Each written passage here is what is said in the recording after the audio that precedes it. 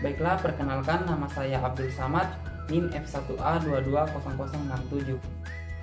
Perkenalkan, nama saya Arfi Abdi Arifin dengan nomor induk mahasiswa F1A220069. Saya atas nama Dahrul Ilham Kalenggo dengan stambuk F1A220071. Perkenalkan, nama saya Regina Triapranisti dari kelompok 4 dengan NIM F1A220057. Perkenalkan, nama saya Siti Nur AG, NIM F1A220059. Perkenalkan, nama saya Sri Yuliana dengan NIM F1A220061. Perkenalkan, nama saya Syafruddin Saituko dengan NIM F1A22063. Perkenalkan, nama saya Yuda dengan NIM F1A220065.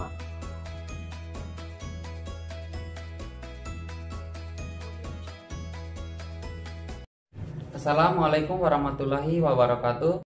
Salam sejahtera untuk kita semua, salam kebajikan. Puji syukur kita panjatkan kehadirat Allah Subhanahu wa taala karena atas berkat rahmat dan karunia-Nya kita semua masih dapat diberikan kesehatan serta kesempatan untuk menjalankan segala aktivitas sebagaimana mestinya. Salawat dan salam tak lupa pula kita selalu haturkan kepada junjungan Nabi besar Muhammad SAW. Beliau merupakan suri tauladan bagi kita semua, pemimpin di atas pemimpin yang telah membawa umatnya dari alam kebodohan, dari alam jahiliyah menuju alam terang menderang yang seperti kita rasakan saat ini.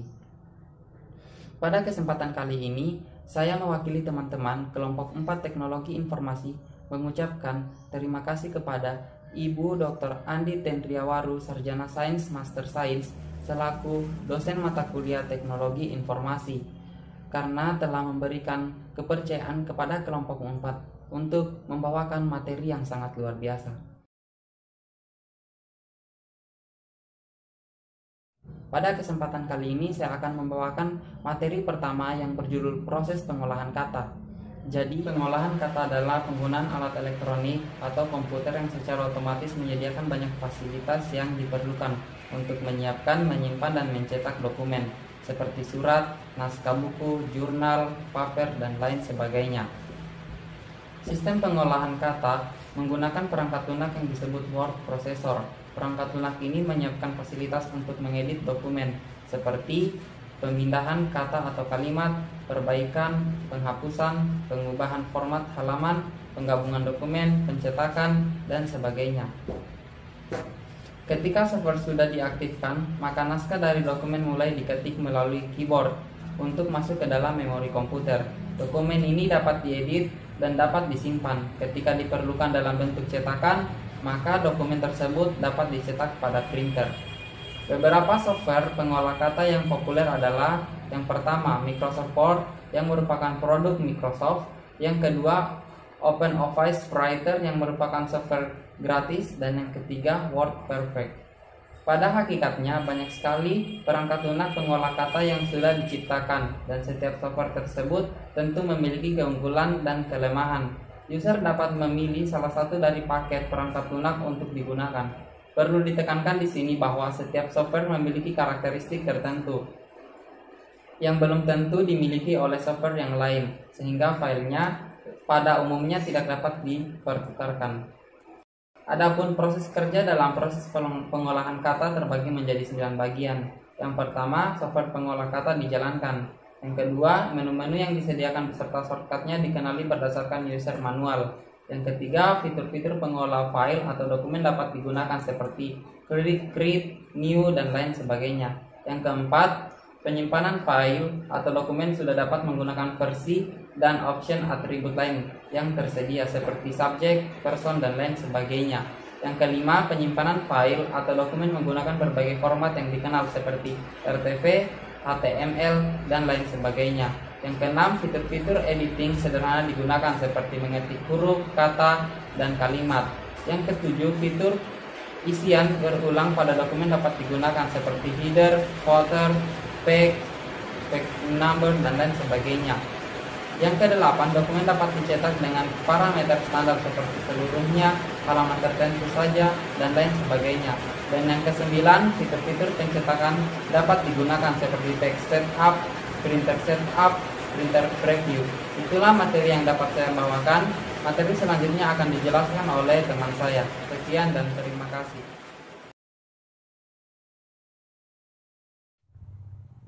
Selanjutnya, saya akan menjelaskan materi tentang peralatan kerja dengan Word. Microsoft Word memberikan sejumlah fitur untuk membantu dalam membuat dokumen pribadi dan dokumen bisnis. Fitur tersebut mulai dari dokumen Wiser sampai opsi pemformatan dokumen yang mudah seperti style dan fitur auto format. Selain itu, terdapat berbagai fasilitas dan fitur lainnya yang akan membantu pada saat bekerja dengan Word. Di antaranya, yang pertama, telah disediakan building blocks yang memudahkan kita menempatkan header and footer, page number, text box, and cover page. Yang kedua, tersedianya Quick Style, Smart Graphic pada tab Insert dan Illustration, Live Walk-on, dan fitur-fitur lainnya yang telah disediakan pada ribbon di Microsoft Word 2007. Komponen-komponen antarmuka Microsoft Word adalah sebagai berikut.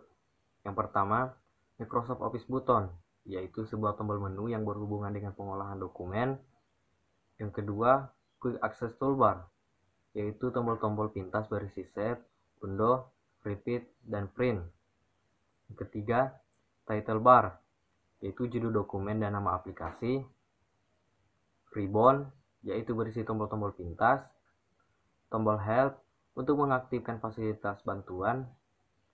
Tombol pengatur tab Stop, untuk menentukan jenis tab apa yang digunakan.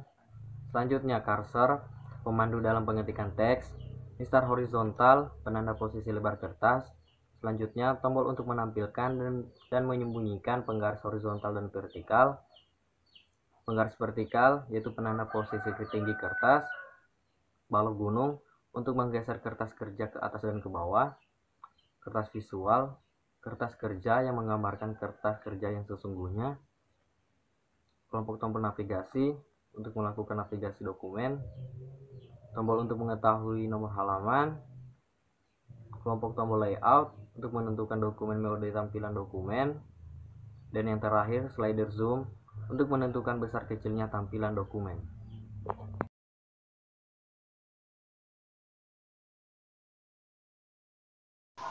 Saya akan membawakan materi tentang sejarah desktop publishing. Sebelum saya masuk ke materi saya akan lebih dulu menjelaskan apa itu desktop publishing. Desktop publishing, atau yang biasa disingkat juga dengan DTP, adalah pembuatan dokumen menggunakan keterampilan tata letak halaman, desain, dan tipografi dengan menggabungkan teks dan grafis untuk menghasilkan dokumen seperti newsletter, brosur, buku, spanduk, dan kadang-kadang juga digunakan untuk membuat grafis untuk menampilkan titik penjualan, barang-barang promosi, pameran-pameran dagang, desain paket retail, dan tanda-tanda luar ruangan, serta publikasi lain yang pernah dibuat secara manual dengan menggunakan berbagai teknik non-komputer bersama dengan mesin besar yang kompleks. Selanjutnya masuk ke materi saya tentang sejarah desktop publishing. Desktop publishing dimulai pada tahun 1983 dengan program yang dikembangkan oleh James Besant di sebuah surat kabar komunitas di Philadelphia. Program jenis Processor One dapat dijalankan pada PC menggunakan kartu grafis untuk tampilan WYSIWYG dan diperkenalkan secara komersial tahun 1984. Pasar DTP meledak pada tahun 1985 pada bulan Januari, dan pada saat itu yang diperkenalkan adalah printer laser writer (EPO). Kemudian pada bulan Juli, pengenalan perangkat lunak PageMaker dari Aldus yang dengan cepat menjadi standar industri perangkat lunak DTP. Tahun 1984, The Apple Macintosh debut.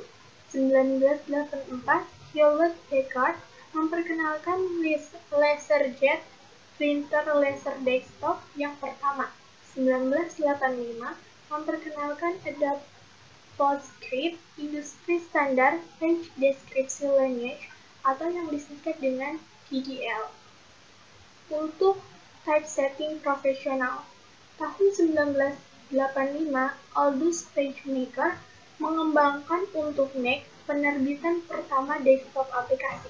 1985, Apple menghasilkan laser writer, printer laser desktop yang pertama mengandung PostScript. 1987, PageMaker untuk platform Windows diperkenalkan. 1990, kapal Microsoft Windows 3.0. Istilah desktop publishing, nama tersebut diberikan oleh Aldous sebagai pendiri perusahaan Paul Brainerd. Istilah tersebut digunakan agar bisa menempati kedudukan di pasaran dengan menggambarkan keterjangkauan harga dan tidak ribet dengan ukuran yang kecil. Produk ini berbeda dengan peralatan fototypesetting komersial yang mahal.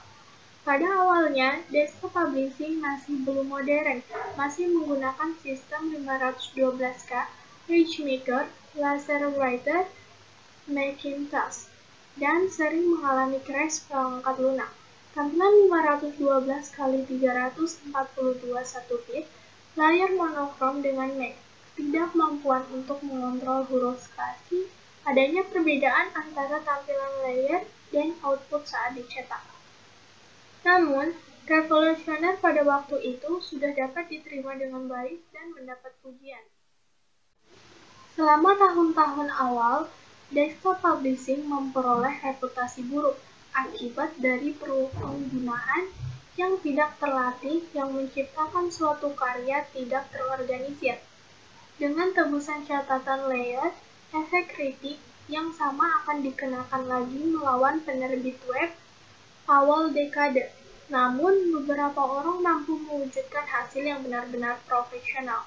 Setelah dianggap keterampilan primer, peningkatan aksesibilitas untuk lebih user-friendly, perangkat lunak DTP telah membuat DTP keterampilan sekunder untuk arah seni, desain grafis, pengembangan multimedia, komunikasi pemasaran, karir administrasi, dan keaksaraan SMA maju dalam ekonomi berkembang. DTP tingkat keterampilan berkisar dari apa yang dapat dipelajari dalam beberapa jam, misalnya belajar bagaimana untuk menempatkan slip-on dalam pengolah kata, untuk yang memerlukan pendidikan tinggi dan pengalaman yang bertahun-tahun, misal posisi biro iklan, disiplin DTP, berbagai keterampilan dan dari keterampilan teknis seperti produksi, preppers, dan pemrograman untuk keterampilan kreatif seperti desain komunikasi dan pembangunan citra grafis.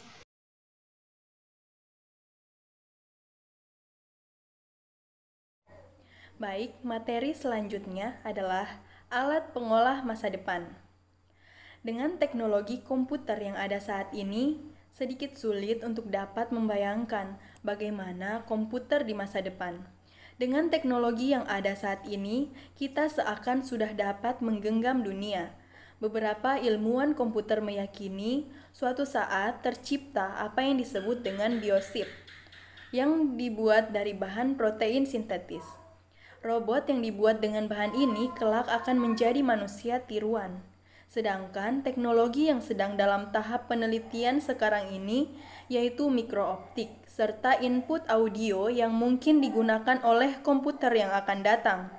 Ahli-ahli sains komputer juga sedang mencoba merancang komputer yang tidak membutuhkan bantuan dan pembuatan program oleh penggunanya. Komputer tanpa program ini mungkin membentuk ciri utama untuk menciptakan komputer yang akan datang. Semakin berkembangnya teknologi, maka dituntut pula kemajuan di segala aspek dengan memanfaatkan teknologi. Perkembangan pengolah kata di masa depan pasti akan semakin maju. Perkembangan teknologi akan memicu perkembangan pengolah kata dan penerbitan terutama dalam bidang bisnis. saya akan melanjutkan materi yaitu spreadsheet. Spreadsheet adalah sebuah program komputer yang digunakan untuk menyimpan, menampilkan, serta mengolah data dalam bentuk baris dan kolom.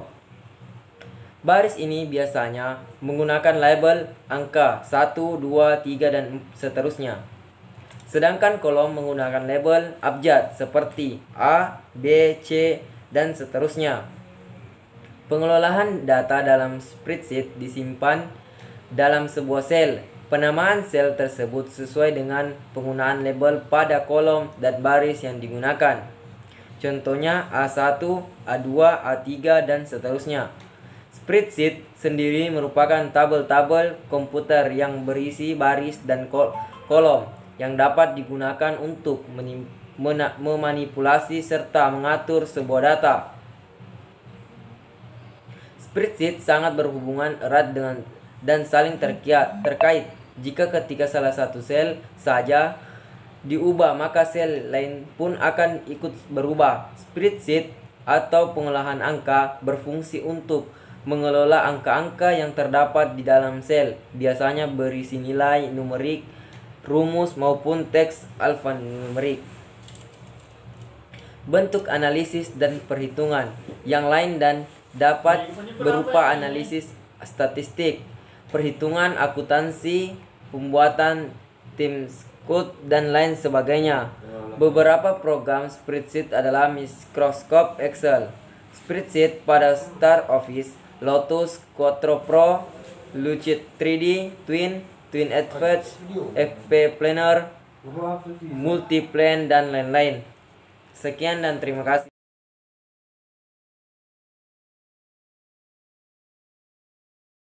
Saya akan membahas materi tentang software statistik. Software statistik adalah software yang dibuat dan digunakan untuk memudahkan proses pengolahan data menjadi informasi. Software statistik secara umum dibagi ke dalam dua kelompok. Yang pertama, software statistik komersial, dan yang kedua, software statistik freeware. Software statistik komersial antara lain yang pertama, SPSS atau Statistical Package for the Social Science adalah program komputer yang dipakai untuk analisis statistika.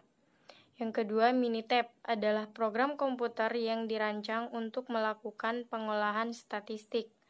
Minitab mengkombinasikan kemudahan penggunaan layaknya Microsoft Excel dengan kemampuannya melakukan analisis statistik yang kompleks. Yang ketiga, Fuse adalah program komputer berbasis Windows yang banyak dipakai untuk analisis statistika dan ekonometri jenis runtun waktu. Yang keempat, SAS atau Statistical Analysis System adalah program komputer untuk analisis statistika yang dikembangkan oleh SAS Institute. Perangkat lunak ini dirancang untuk keperluan berbagai bidang dengan fitur analisis statistika, riset operasi, dan manajemen proyek. Software yang kedua adalah software statistik freeware, antara lain yang pertama, R, juga dikenal sebagai GNUs, adalah bahasa pemrograman dan perangkat lunak untuk analisis statistika.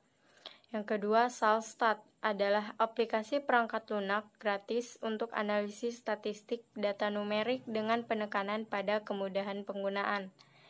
Yang ketiga, Windows Vista adalah sistem operasi berbasis grafis dari Microsoft yang digunakan pada komputer pribadi.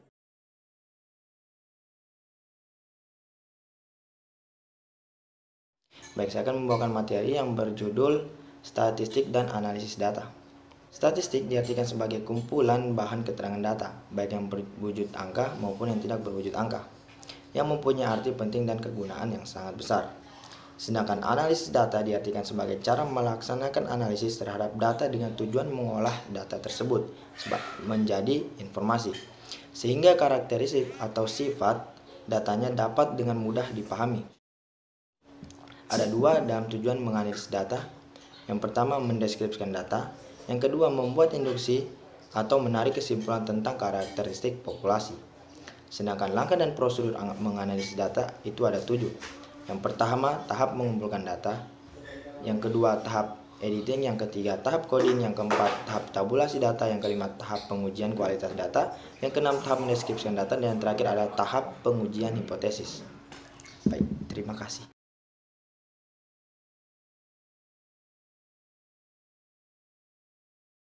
Baik, di sini saya akan menjelaskan materi tentang visualisasi ilmiah. Dalam pengertiannya, visualisasi adalah rekayasa dalam pembuatan gambar, diagram, atau animasi untuk penampilan suatu informasi. Penggunaan visualisasi sudah meluas meliputi sains, teknik dalam berbagai bentuk pendidikan dan dalam interaktif multimedia.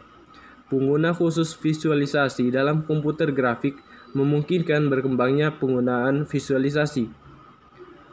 Jadi, visualisasi ilmiah adalah cabang ilmu lintas disiplin yang berkaitan dengan visualisasi fenomena ilmiah.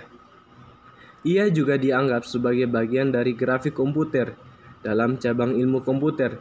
Tujuan visualisasi ilmiah adalah untuk mengilustrasikan data ilmiah secara grafis agar ilmuwan dapat memahami, mengilustrasikan, dan mengumpulkan wawasan dari data mereka.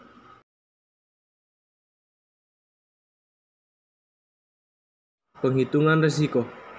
Satu hal yang tidak boleh terlewatkan ketika kita melakukan sebuah pekerjaan adalah penghitungan risiko.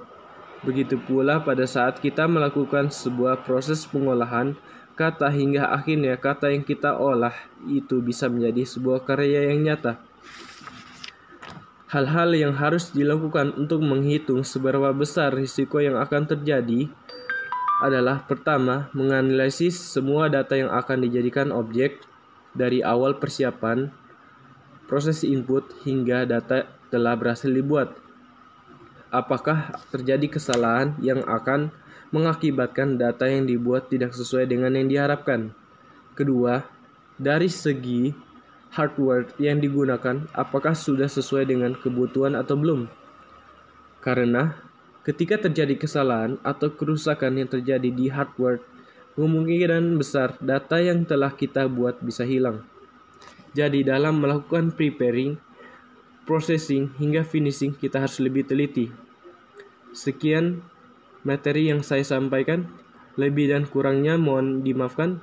Wabillahi taufiq wal hidayah. Wassalamualaikum warahmatullahi wabarakatuh.